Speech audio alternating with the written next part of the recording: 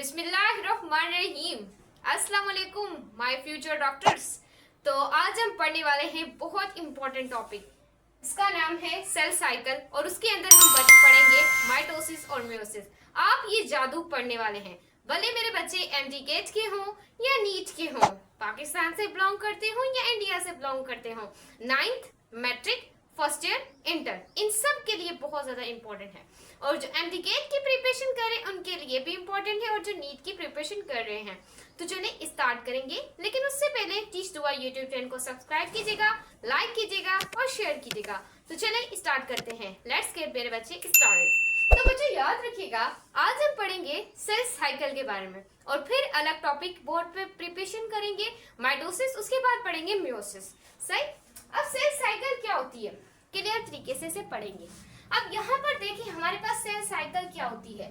Cell cycle आप उसे कहते हैं, अब आपने एक चीज को बनाना है, एक चीज को बनाना है तो एक चीज बनने के बाद वो चीज कंप्लीट भी होगी और फिर वो चीज दोबारा बने, यानी कि एक चीज आपने बनानी है।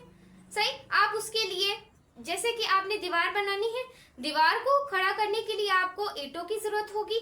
ईंटे ईंटे ईंटे ईंटे ईंटे लगा लगा कर आप एक दीवार को खड़ा करेंगे, फिर एक क्या होगी, दीवार बनेगी। ऐसे ही बच्चों सेल डिवीजन भी इस तरह का होती है, यानी कि एक चीज बन रही है वो पूरी हो रही है, अब दोबारा जब हमें जरूरत है तो दोबारा से हम शुरू से वो चीज को जोड़ना स्टार्ट करेंगे और फिर एक साइकिल। ऐसे ही बच्चों साइकिलिंग का प्रोसेस हो, एक प्रोसेस हो फिर दोबारा जरूरत पड़े फिर हम दोबारा उसे कंप्लीट करवाएं, शुरू करवाएं, तो उसे सिंप्लीफाई आप क्या बोलते हैं, सेल साइकिल। डेफिनेशन को भी पढ़ लें। ये एक ऐसा इवेंट होता है जहां पर कॉम्प्लीशन होती है, एक डिवीजन फिर अंटिल कंप्लीशन दोबारा करवाते हैं कोई भी नेक्स्ट सेल डिवीजन में, उसे सिंप्लीफाई हम क्या बोलते हैं, सेल साइकिल कहते हैं। क्लियर हुआ। अब यहाँ पर स्टूडेंट्स देखिएगा, मैं देखूं फिर से तो नहीं बंद हो गई, अभी चल रही है, एक बार मेरे साथ ऐसे ही होता है। अब क्या है इंटरफेस। अब देखें, एक बाई देखें, स्टूडेंट्स देखें, एक होती है इंटरफेस, एक होती है माइटोसिस एंड मियोसिस, एक होती है साइटोकाइनेसिस। अब बच्चों इंटरफेस क्या होती है मेरे बच्चे याद रखिएगा, इंटरफेस के अंदर तीन प्रोसेसेस आ जाते हैं, एक होता है G1, एक होता है S और दूसरा होता है G2P, याद रखिएगा। उसके बाद एक होती है माइटोसिस और दूसरी होती है मियोसिस। माइटोसिस कहां पर होती है मैम, जगह बताएं मैम, क्लियर करवाएं। ये देखिए एक आप लोगों के लिए मैंने ये पहले ही एक तरफ वीडियो बना चुकी थी, वो मेरी शूट ही नहीं हुई थी, इस वजह से चीजें यहाँ पर लिखी हुई हैं। सेल न्यूक्लियस के अंदर आपकी माइटोसिस होती है और मियोसिस कहां पर होती है, गैमेट्स के अंदर होती है। मेल के पास स्पर्म आया, फीमेल का होता है भैया ओवम, सही, या एग भी कह सकते हैं। अब मियोसिस क्या होती है, जिसमें गैमेट्स फ्यूज हो, बच्चा बने। उसके बाद है एक आप लोगों के पास होती है यहाँ पर फीमेल का एग एंड मेल का स्पर्म, ये मैंने लिख दिया, सही। उसके बाद है साइटोकाइनेसिस बच्चों, ये होती है साइटोप्लाज्म के अंदर। What about मैम यू से द साइटोप्लाज्म, सही। साइटोप्लाज्म क्या है, तो बच्चों देखें, अब आपका एक है सेल। अब सेल के बारे में किसने बताया, कोई उठ के नहीं आया जो चला गया, उसने बताया ना बच्चों, याद रखें। आपको बताया था रॉबर्ट हुक एक साइंटिस्ट था, रॉबर्ट हुक। रॉबर्ट हुक ने शुरू में एक लिया था दरख्त। अब दरख्त का जो हिस्सा होता है, एक हिस्सा, अब बच्चों उसमें उसने बोला कि उसने एक वर्ड इस्तेमाल किया, सेलुलर। रॉबर्ट हुक ने सबसे पहले डिस्कवर किया था सेलुलर, यानी कि एम्प्टी स्पेसेस है। वहां से जो दरख्त की छाल होती है, छाल में से उसने बताया कि यहाँ पर कुछ भी नहीं है, सेल अंदर से खाली है। पर जैसे जैसे मॉडर्न दौर आता गया, माइक्रोस्कोप आती रही, तो हमें पता चला नहीं, सेल खाली नहीं है, सेल के अंदर ऑर्गेनेलीज प्रेजेंट है, mitochondria, power house of cell, lysosome, suicidal bag of cell भी मौजूद है, बहुत सारी ऑर्गेनेलीज मौजूद है, राइबोसोम्स मौजूद हैं जो प्रोटीन बनाते हैं ना, बहुत सारी चीजें मेरे बच्चे यहाँ पर मौजूद है। तो याद रखिएगा, I hope you understand, will and will. So यहाँ पर इस वजह से बच्चों सेल का एक पानी होता है, उस पानी को हम कहते हैं साइटोप्लाज्म। सेल के पानी को हम क्या बोलते हैं, साइटोप्लाज्म कहते हैं। क्लियर हुआ। अब उसके बाद देखें, यहाँ पर माइटोसिस की तरफ चलेंगे, मियोसिस की तरफ चलेंगे, सब पढ़ेंगे। अब देखो भाई, देखो माइटोसिस मियोसिस सब बता दिया, अब ह्यूमन सेल का जो कल्चर होता है, जो इंट्रो वाइट्रो जो सेल्स आपस में डिवाइड करते हैं, वो याद रखिएगा ये अलग अलग बुक्स के अंदर अलग अलग लिखा हुआ है, लेकिन मैंने एक इम्पोर्टेंट बच्चों आप लोगों को उन सब से अलग आप लोगों को बता रही हूँ, जो कि एग्जाम्स में आती है। नीट के एग्जाम हो, एमडी गेट एग्जाम हो, उसके अंदर ये आती है कितनी देर सेल डिवीजन में एनर्जी 17 आवर्स घूमती है। उसके बाद हम चले आगे, तो ये एक डायग्राम है। अब डायग्राम में देखिए भाई, ये सेल साइकिल क्या होती है। एक होता है जीवन, जीवन का मतलब होता है गैप फेज। अब ये जो गैप फेज होती है ये 5 घंटे। सबसे ज्यादा आपसे पूछा जाए कौन सी फेज होती है, ये देखिए इंटरफेज होती है। इंटरफेज के अंदर कौन सी होती है, जीवन फेज, जिसे आप कहते हैं गैप फेज, वो 5 घंटे तक चलती है। सही है। उसके बाद बच्चों याद रखिएगा, फिर एक होती है एस फेज। एस फेज को हम कहते हैं साइंथिसिस फेज। अब ये जो फेज होती है आमतौर पर हो रही होती है, और ये जो फेज होती है ना मेरे बच्चे, ये जो फेज होती है याद रखिएगा, ये फेज होती है कल्चरल फेज। और जो कल्चरल फेज होती है वो 7 घंटों तक होती है। क्यों? रीजन बताया, व्हाट द रीजन? तो रीजन यही है, यहाँ पर होता है डीएनए रेप्लिकेट। अगर फॉर एग्जाम्पल मेल का आया भाई स्पर्म, फीमेल मेल का आया स्पर्म, सही बोला मेल का, और फीमेल का है एग, सही है भाई। अब ये दोनों फ्यूज हुए, सही भाई, फ्यूज हो गए। आगे बोले मैम, फ्यूज होने के बाद बच्चों जाइगोट बनेगा, सही। अब फॉर एग्जाम्पल मदर की आंखें थी ब्लू, फादर की आंखें थी ब्लैक, सही भाई। अब ये जो इसका बच्चा बनेगा ये इन दोनों से अलग होगा। थोड़ी सिमिलरिटीज बाबा जैसी, दूसरी किसकी, मम्मा जैसी होगी, पर थोड़ा सा डिफरेंट होगा। ना उसके सिमिलर बच्चा होगा ना उसके सिमिलर होगा, यानी कि उन दोनों के बीच में होगा लेकिन डिफरेंट होगा। कुछ माँ जैसी सिमिलरिटीज रखेगा, कुछ अपने बाबा जैसी रखेगा, सही, पर सेम नहीं होगा। ये याद रखिएगा, डिफरेंट चीज बनती है, एक अलग मखलूक बनती है। ये नहीं कि वो डायनासोर बन जाए, ऐसा नहीं होता। तो यहाँ पर देखें, क्लियर हुआ। अब डीएनए का रेप्लिकेट का मतलब है आगे अपनी नस्ल को बढ़ाना, सही। उसके बाद बच्चों यहाँ पर ये 7 घंटे क्यों होता है, क्योंकि यहाँ पर हमारे सेंट्रियोल की भी डिप्लेशन होती है। याद रखिएगा, most important thinking, most important thinkings. तो यहाँ पर देखें, क्लियर हुआ आप लोगों को? तो चलिए आगे चलते हैं।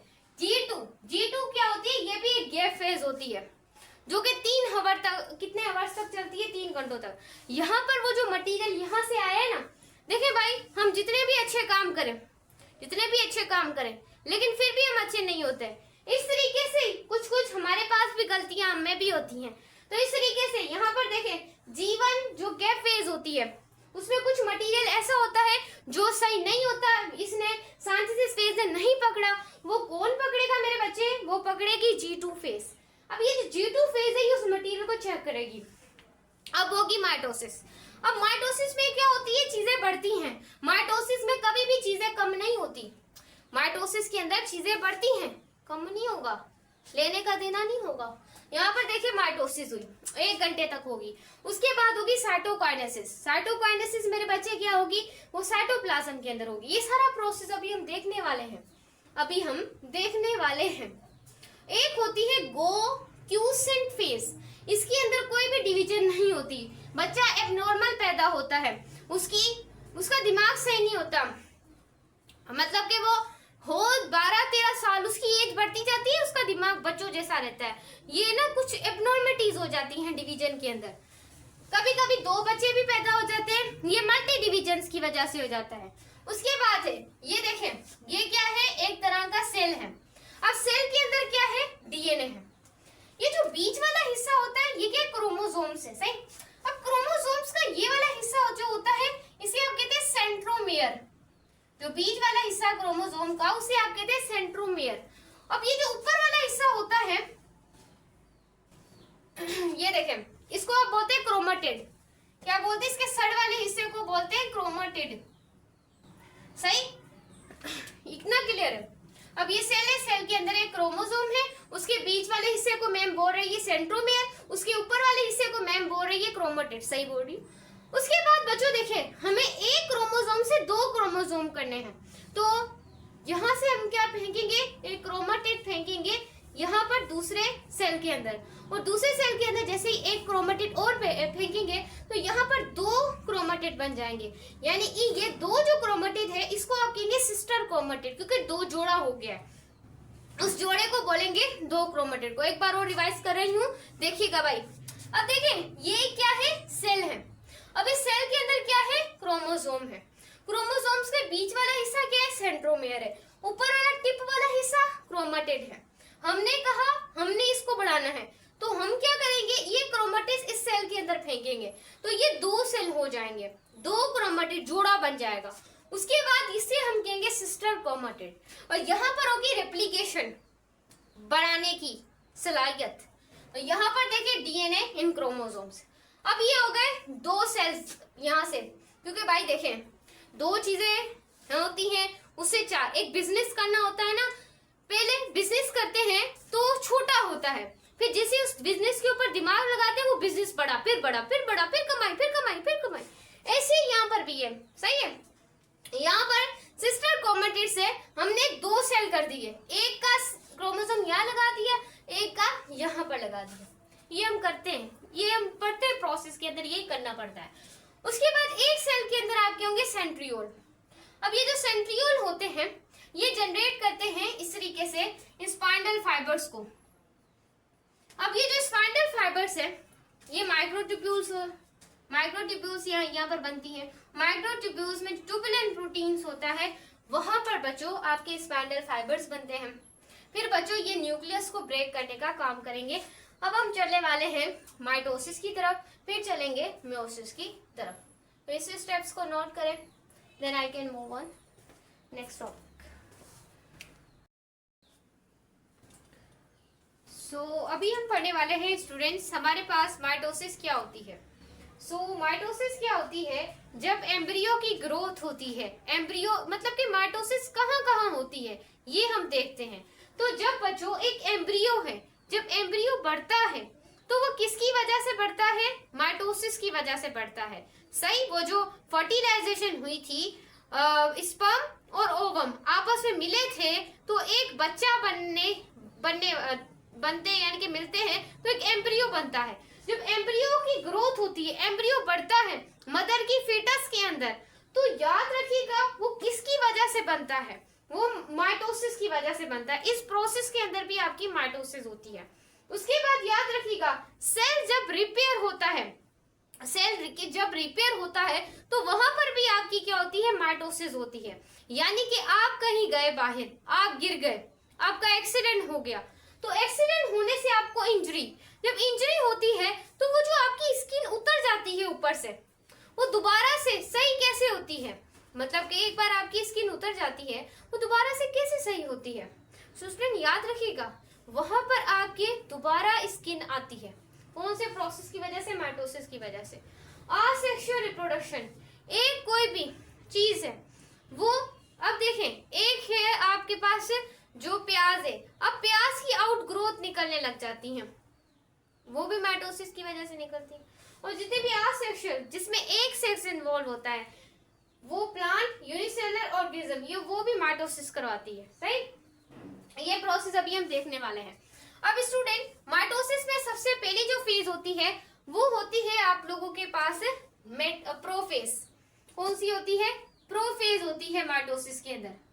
और दूसरी जो फेज होती है वो आपके पास होती है माइटोसिस, सॉरी वो आपके पास होती है मेटाफेज। मेटाफेज सही है। और एक होती है एनाफेज और एक होती है टीलोफेज। क्या होती है, टीलोफेज। ये चार फेज होती हैं जब आपकी सेल डिवीजन हो रही होती है। अब प्रोफेज के अंदर याद रखिएगा आपका जो न्यूक्लियस मेम्ब्रेन होती है वो डिसअपियर होती है। यानी कि इस तरीके से बच्चों एक मेम्ब्रेन होती है, वो सेल डिवीजन में हमें नहीं चाहिए होती प्रोफेज के अंदर, तो हम उस मेम्ब्रेन को यहाँ से क्या कर देते हैं, प्रोफेज के अंदर न्यूक्लियर मेम्ब्रेन को डिसअपियर कर देते हैं। पहला प्रोसेस प्रोफेज का। उसके बाद जो न्यूक्लियोलस है, अंदर जो न्यूक्लियोलस बड़ा होता है सेल के अंदर, उसको भी हम क्या कर लेते हैं, उसको भी डिसअपियर कर देते हैं। उसके बाद जो सेंट्रोमियर मूव करता है, फिर उसके बाद याद रखिएगा सेंट्रोमियर मूव करता है अपोजिट डायरेक्शन में, यानी कि ये क्रोमोसोम है। अब एक क्रोमोसोम्स ये देखें, अब ये क्रोमोसोम है, ये इसका क्या है, सेंट्रोमेयर है। तो यहाँ पर क्या करेगा, एक सेंट्रोमेयर मूव करेगा, कभी इधर जाएगा, कभी इधर, कभी इधर, कभी इधर जाएगा, सही। उसके बाद क्रोमाटिन, वहां पर जो उसके ऊपर वाले हिस्से क्रोमोसोम के जो क्रोमाटिन है, वो आहिस्ता आहिस्ता टूटे हुए हिस्से मिलके, आहिस्ता आहिस्ता टूटे हुए हिस्से आपस में मिलकर, तो यहाँ पर क्या कंटेंस करवा देंगे, क्रोमोसोम बन जाएगा। किसके अंदर, प्रोफेज के अंदर क्रोमोसोम बनाया हमने। उसके बाद आई मेटाफेज। मेटाफेज के अंदर सबसे पहले हमें याद रखिएगा क्रोमोसोम्स को फुली कंटेन्स हो जाता है मेटाफेज के अंदर आकर, और यहाँ पर क्रोमोसोम हमें विजिबल नहीं होता। क्रोमोसोम कहाँ पर विजिबल होता है, वो आपके होता है मेटाफेज के अंदर। क्रोमोसोम विजिबल हो गया, उसके बाद याद रखिएगा स्पाइंडल फाइबर अटैच करवाते हैं काइनेटोकोर। क्या होता है बताती हूँ। अब स्पाइंडल फाइबर्स कहाँ से निकलते हैं, मैंने आपको बताया मैंने आपको अभी बताया था, जो आपके सेंट्रियोल्स होते हैं, वहां सेंट्रियोल्स, और सेंट्रियोल्स में क्या होते हैं, स्पाइंडल फाइबर्स होते हैं। तो यहाँ पर क्या होंगे, स्पाइंडल फाइबर्स। ये सेंट्रियोल्स है, ये सेंट्रियोल है, ये दोनों, ये जो आपके क्रोमोसोम्स है, इन दोनों को खींच रहे हैं, देखें इनको खींच रहे हैं, क्योंकि इन्होंने इसको ब्रेक करना है, सही। तो ये क्या करें, खींच रहे हैं क्रोमोसोम्स को। खींचेंगे कहाँ पर, क्रोमोसोम मेटाफेज के अंदर खींचेंगे। और ये जो स्पाइंडल फाइबर ये अटैच करवाएगी काइनेटोकोर। काइनेटोकोर क्या है, यहाँ पर देखें, मैं थोड़ा सा अपने माइक को यहाँ से देख लूं। सो स्टूडेंट्स यहाँ पर देखें, आप लोग थोड़ा सा वीडियो को भी देख लूं, चल रही है नहीं तो चल रही है। सो स्टूडेंट देखें, अब ये देखिए काइनेटोकोर, याद रखिएगा मेरे बच्चे, गौर कीजिएगा, हर कॉन्सेप्ट को फील कीजिएगा। अब ये जो काइनेटोकोर है, ये यहाँ पर लगी होती है, ये यहाँ पर इस जगह पर लगी होती है, ऊपर वाले हिस्से में। और ये जो साइड वाले आप देख रहे हैं, दो बाजू निकली हुई हैं, ये जो बाजू है, ये क्या है, सिस्टर क्रोमेटिड है, सही। यहाँ पर बच्चों ये जो बाजू निकली है, यहाँ पर एक कोहेशन प्रोटीन पाया जाता है, कोहेशन प्रोटीन। अब ये जो कोहेशन प्रोटीन है, यहाँ पर पाया जाता है, ये बहुत मजबूत होता है। यहाँ से ये इसे खींच रहे हैं, लेकिन यहाँ पर इसकी बाजू में वो पाया जा रहा है, तो यहाँ पर इनसे इतना नहीं खींचा जाएगा, यानी कंप्लीटली आपकी क्रोमोसोम ब्रेक नहीं होंगे। उसके बाद आती है आपकी एनाफेज। एनाफेज के अंदर आपका जो सेंट्रोमियर है वो स्प्लिट हो जाता है, फुल स्पाइंडल फाइबर। अब देखिए यहाँ पर स्पाइंडल फाइबर उनके ऊपर फोर्स लगा रहे हैं, कोई उसकी बाजू यहाँ से खींच रहा है, दूसरा उसकी बाजू यहाँ से खींच रहा है, फोर्स लगा रहे हैं वो, मतलब क्या, आपको मैं घुमा रही हूँ दुनिया हर जगह। यहाँ से भी स्पाइंडल फाइबर लगा रहे हैं फोर्स, यहाँ से भी स्पाइंडल फाइबर फोर्स लगा रहे हैं, सही। यहाँ से उनसे नहीं टूटा, यहाँ से इनका काम नहीं बना। अब देखो किसी से कोई चीज निकलवानी होती है, हमसे नहीं निकली, हम गुंडे मंगवा लेते भाई से, सर पे गोली रख के चले भाई काम करवाते हैं। सो इस तरीके से ये यहाँ पर क्या गुंडे हैं, इनसे, यानी कि ये पहले पर्सन है, सीधी बात करा है, ये जमीन मुझे दे दो, ये नहीं दे रहा, सही। इस तरीके से उसे खींच रहा है, वो फिर भी नहीं माने। उसके बाद यहाँ पर वो सीधा ही बंदूक ले आया है, तो यहाँ पर बंदूक सीधा तान ली उसके सर के ऊपर। अब स्टूडेंट देखें, सेंट्रोमियर स्प्लिट होंगे, यहाँ पर सेंट्रोमियर यहाँ पे स्प्लिट हो जाएंगे, ये बंदूक लेके आएगा, एक एंजाइम बंदूक लेके आएगा, यहाँ पर वो होगा सप्रेस। अब सप्रेस क्या करेगा, इस क्रोमोसोम्स को फुली तोड़ देगा। जैसे कि दो धागे होते हैं ना, दो धागे, ऐसे इसको एक धागा यहाँ करेगा, एक धागा यहाँ, एक धागा यहाँ, एक धागा यहाँ, और वो कौन बंदूक है हमारी, वो है सप्रेस एंजाइम। फिर ये टूटेंगे। उसके बाद जो क्रोमोसोम है वो दोबारा से अपोजिट जगह पे बेचारे देने का लेना पड़ेगा। यहाँ पर देखें क्रोमोसोम्स मूव कर रहे हैं, अपोजिट डायरेक्शन में मूव करेंगे, और यहाँ पर होगी आपकी एनाफेज कंप्लीट। उसके बाद होगी telophase. Telophase, what about ma'am you say that telophase? तो टीलोफेज याद रखिएगा, यहाँ पर दोबारा से याद रखिएगा, यहाँ पर आपकी न्यूक्लियस मेम्ब्रेन बनना शुरू हो जाएगी। फिर आपके जो सेंट्रोमियर है वो अपोजिट डायरेक्शन में मूव करना शुरू हो जाएंगे।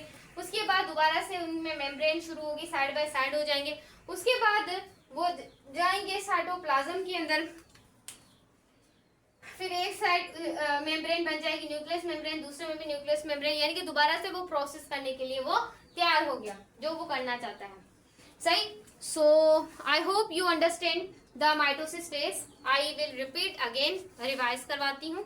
यहाँ पर देखिए भाई, माइटोसिस क्यों होती है, माइटोसिस कैसे होती है, क्या काम होता है माइटोसिस का।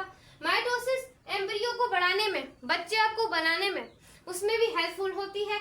उसके बाद हमारी स्किन कहाँ से फट जाती है कोई इंजरी की वजह से, तब भी माइटोसिस काम लाती है। उसके बाद है कुछ एक सेल्स वाली रिप्रोडक्शन है, वो भी माइटोसिस करवाती है, प्लांट हो या फिर एक सेल वाला जानदार हो या फिर एमोबा हो। अब एमोबा एक सेल वाला जानदार है, फिर भी वो अपने जैसे काफी जानदार बना देता है। सो ये भी प्रोसेस आपने याद रखना है। उसके बाद है यहाँ पर हमने पढ़ा था, यहाँ पर हमने काफी प्रोफेज पढ़ा, मेटाफेज पढ़ा, टीलोफेज पढ़ा, एनाफेज पढ़ा, फिर टीलोफेज पढ़ा। यहाँ पर हमारा सेंट्रोमेयर टूट रहा है, फिर अपोजिट डायरेक्शन में मूव कर रहा है। उसके बाद यहाँ पर एक क्रोमोसोम बढ़ रहा है, फिर उसके बाद गया है मेटाफेज में। मेटाफेज में फुली क्रोमोसोम दिखने जैसा हो गया है, सही। फिर स्पाइंडल फाइबर वहां पर काइनेटोकोर प्रोटीन के साथ ऐड करवा रहे हैं, वहां पर ये भी एक प्रोटीन है। यहाँ से स्पाइंडल फाइबर एक दूसरे यहाँ से खींच रहे हैं क्रोमोसोम को, ये टूट जाए, लेकिन क्रोमोसोम बोलेगा मैं फसल तुझे ऐसे नहीं देने वाला, ऐसे नहीं देने वाला। तो वो जो लेने वाला होगा वो वहां पर बुलाएगा गुंडों को, सही। फिर यहाँ पर जो गुंडे हैं वो एंजाइम है, वो गुंडे एंजाइम का नाम क्या है, सेपरेज। तो सेपरेज यहाँ से उसे तोड़ देगा, हैं, देके चले ही जाएगा। उसके बाद वो फिर अपोजिट डायरेक्शन में मूव करेंगे और ये गुंडे अब निकल गए। अब हम अपने प्रोसेस को पढ़ लिया, सही। गुंडे आए गए, बंदूक रखी, बंदूक कौन है, सेपरेज है भैया। उसके बाद आगे टीलोफेज, दोबारा से ये प्रोसेस चलने के काबिल होगा, दोबारा से भाई सेल डिवीजन करो। अब चलते हैं मियोसिस की तरफ।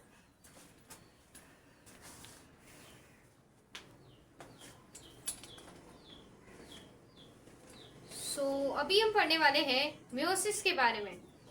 मियोसिस बच्चों क्या होती है, तो जरा गौर से आपने इसको पढ़ना है। अब जो आपकी मियोसिस होती है उसमें जो क्रोमोसोम्स की बात करें ना, हैप्लॉइड जो होते हैं, हाफ नंबर ऑफ क्रोमोसोम वो 23 होते हैं, सही। और जो डबल नंबर ऑफ क्रोमोसोम्स होते हैं, यानी कि जो 23 मेल के मिले, 23 फीमेल के मिले, तो जाइगोट 46, यानी कि डबल डिप्लॉइड जो होते हैं उसके अंदर नंबर ऑफ क्रोमोसोम 46 होते हैं। हैप्लॉइड हाफ नंबर क्रोमोसोम्स वाले वो 23 होती हैं, याद रखिएगा। और एक हमारे पास होते हैं होमोलोगस पेयर। होमोलोगस पेयर का मतलब है जहां पर आपके दो क्रोमोसोम्स के पेयर पाए जाते हैं, जोड़े पाए जाते हैं, सही। अब देखें ये क्या है, स्पर्म है, स्पर्म। और ये क्या है, ओवम है। ये एक भी कह सकते हैं, ये फीमेल है और ये मेल है, स्पर्म मेल का होता है। अब स्पर्म ऐसे ही नहीं बनता कि हम बार बार स्पर्म ले रहे हैं। मेल में क्या होती है, टेस्टिस होती हैं। क्या होती हैं, टेस्टिस होती हैं, यानी कि स्पर्मेटोगोनियम। सबसे पहले उनमें क्या होता है, स्पर्मेटोगोनियम। फिर एक प्राइमरी स्पर्मेटोसाइट बनता है मेल के अंदर, फिर सेकेंडरी स्पर्मेटोसाइट बनता है, फिर मेल के अंदर बनता है स्पर्मेटोजोआ। मेल के अंदर सबसे पहले क्या बनता है, देखो भाई, पहले ही यहाँ पर स्पर्म नहीं बनता मेल के अंदर। मेल के अंदर पहले स्पर्मेटोगोनियम बनता है, फिर प्राइमरी स्पर्मेटोसाइट बनता है, फिर मेल के अंदर सेकेंडरी स्पर्मेटोसाइट बनता है। उसके बाद वो जो मेल है उसके अंदर बनता है स्पर्मेटोजोआ। उसके बाद एक बनता है स्पर्म। उसके बाद 4 स्पर्म बनते हैं। कितने स्पर्म बनते हैं मेल के अंदर, 4 स्पर्म बनते हैं मेल के अंदर। ये चारों स्पर्म फर्टिलाइजेशन में बहुत काम देते हैं, चारों स्पर्म। अब अगर फीमेल की बात की जाए तो उनमें होता है ओगोनियम, डायरेक्ट एक तक चीज नहीं पहुंचती। सबसे पहले ओगोनियम में प्राइमरी oocyte बनता है, फिर सेकेंडरी oocyte बनता है। पहले फीमेल के अंदर प्राइमरी oocyte बनता है, फिर फीमेल के अंदर सेकेंडरी oocyte बनता है, और प्लस एक पोलर बॉडी पुश बनती है। अब फीमेल्स के अंदर भी चार एक सेल्स बनते हैं, लेकिन फीमेल का एक ही एक सेल काम का होता है, लेकिन मेल के चारों स्पर्म काम के होते हैं। फीमेल का एक ही स्पर्म काम का होता है, याद रखिएगा, भूलिएगा मत। सो स्टूडेंट्स यहाँ पर देखें, फीमेल के अंदर एक प्राइमरी oocyte बनता है, एक सेकेंडरी oocyte बनता है, सही है, और एक पोलर। अब 4 बनते हैं फीमेल के अंदर भी सेल, लेकिन 3 काम के नहीं होते, बाकी एक काम का होता है जो होता है एक।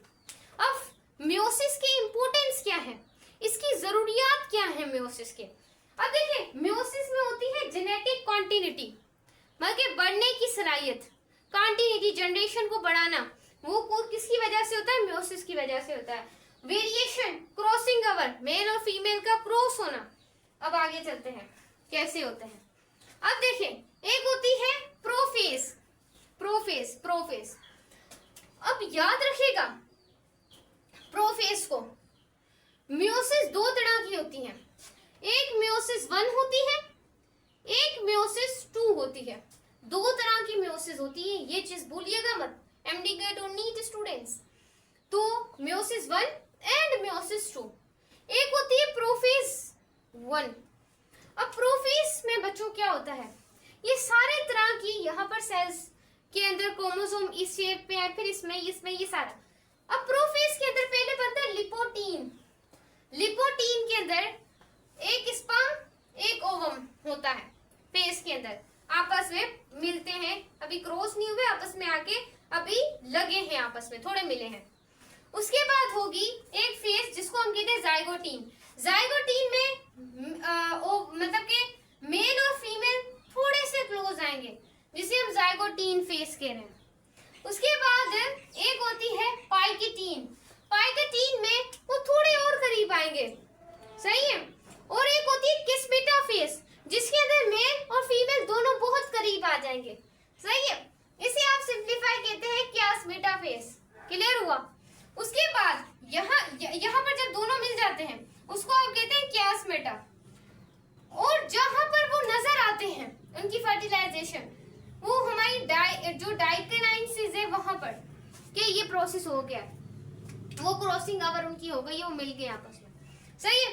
अब हम पढ़ते हैं, ये प्रोफेज ऐसे नहीं होती, माइटोसिस जैसे इसके अंदर प्रोफेज नहीं है, इसके अंदर अपनी प्रोफेज है। ये सारे प्रोसेस से गुजरेगी, पहले लिपोटीन, जाइगोटीन, प्यास्टीन, उसके बाद क्यास्मेटा, उसके बाद डाइकाइंसिस, सही। अब हम आगे चलते हैं, देखिए यहाँ पर मियोसिस 1। मियोसिस 1 में वही बच्चों याद रखेगा, दो यहाँ पर क्रोमोसोम्स हैं, दो क्रोमोसोम्स, सही। अब ये जो दो यहाँ पर भी बच्चों क्या थे, क्रोमोसोम्स थे। मैंने आपको समझाने के लिए ये एग्जांपल दी थी, हाँ। एक क्रोमोसोम मेल का, दूसरा फीमेल का, हाँ। यहाँ पर क्या है, क्रोमोसोम से मियोसिस में, यहाँ पर क्या है, सेंट्रियोल्स है, जो कि यहाँ से इन्हें फोर्स लगा रहे हैं मियोसिस 1 में। उसके बाद एनाफेज, ये माइटोसिस 1 है, ये आपकी क्या है, मेटाफेज 1 है, ये आपकी एनाफेज। एनाफेज के अंदर इन्होंने फोर्स लगा के इन्हें साइड बाय साइड कर दिया, एनाफेज ने अपोजिट पोल में मूव कर रहे हैं यहाँ पर। और जो टीलोफेज है, टीलोफेज, इसके अंदर इन्होंने सफाई अलग कर दी है इन्हें। उसके बाद ये अलग होके दो बच्चों सेल्स बनाएंगे, उसके अंदर दो दो क्रोमोसोम्स आ जाएंगे, इस तरीके से दो दो क्रोमोसोम्स आ जाएंगे। ये एक ही मैंने फिलहाल बनाया, हाँ। उसके बाद है मियोसिस 2। मियोसिस 2 बिल्कुल माइटोसिस के सिमिलर है। इसके अंदर क्या है, एक सेल है, सेल के अंदर दो क्रोमोसोम्स है। सबसे पहले उसका न्यूक्लियस डिसअपियर होगा, न्यूक्लियस मेम्ब्रेन टूटेगी। उसके बाद याद रखिएगा, उसके बाद वो अपोजिट पोल्स में मूव करेंगे, फिर एक डीएनए कंटेंट्स होगा, उसके बाद सेंट्रोमियर फोर्स लगाएंगे मेटाफेज 2 में फोर्स लगाएंगे। और यहाँ पर उन्हें जो आपकी आ जाती है उसको सिंपलीफाई एनाफेज। एनाफेज के अंदर याद रखिएगा, सही, एनाफेज के अंदर वो उसे अपोजिट डायरेक्शन में मूव करवाते हैं। फिर टीलोफेज के अंदर वो अलग अलग सेल बन जाते हैं, तो एक 23, ये भी 23, ये भी 24 सेल बन जाते हैं, सही। माइटोसिस के अंदर 2 सेल बनते हैं, मियोसिस के अंदर 4 बनते हैं। मतलब कि आगे बढ़ाते हैं 2 से 4 इस तरीके से। तो ये था आपका मियोसिस। एक बार और बता देती हूँ, देखो वीडियो चल रही है, हाँ चलो भाई, चल रही है। अब स्टूडेंट देखो यहाँ पर देख रहे हैं, हैप्लॉइड हमेशा half number of chromosome, diploid हमेशा डबल नंबर ऑफ क्रोमोसोम्स होंगे। याद रखना है, होमोलोगस एक पेयर होगा, एक जोड़ा होगा। उसके बाद एक स्पर्म, एक फिर मेल के अंदर स्पर्म नहीं बनता, उसके अंदर पहले ये प्रोसेस होता है, जरूरी है। स्पर्मेटोगोनियम, प्राइमरी स्पर्मेटोसाइट बनता है, फिर सेकेंडरी स्पर्मेटोसाइट बनता है, उसके बाद स्पर्मेटोजोआ बनता है, सही। फिर उसके 4 स्पर्म बनते हैं, चारों ही फर्टिलाइजेशन में काम के होते हैं। उसके बाद फीमेल में oocyte, primary oocyte, secondary oocyte, फिर 4 फीमेल के अंदर सेल्स बनते हैं। 3 काम के होते हैं, 3 नाकाम के होते हैं और 1 काम का होता है। फिर इम्पोर्टेंस ऑफ मेयोसिस, ये जनरेशन को बढ़ाने में काम आती है, वेरिएशन करती है जब वो मिलते हैं। समझे आप? तो देखें ये प्रोफेज का process, I hope you understand. ये भी पढ़ा दिया और ये भी पढ़ा दिया। वन शॉट को आगे तक शेयर करना है, लाइक करना है, सब्सक्राइब करना है, वीडियो को मेरे ग्रुप को ज्वाइन करना है, व्हाट्सएप चैनल टीच दुआ को। उसके बाद हमारा चैनल है टीच दुआ बायोलॉजी, जहां पर आप 9th और मैट्रिक की बायोलॉजी पढ़ेंगे इंशाल्लाह। पर सब्सक्राइब आपने कर देना है। 9th के अभी फिलहाल 3 लेक्चर अपलोड किए हैं। डियर दुआ यूट्यूब चैनल को सब्सक्राइब करना है, वहां पर आपको यूट्यूब चैनल को ग्रो करने की टेक्निक्स मिलती रहती हैं। चलें आगे चलते हैं। Bye bye viewers.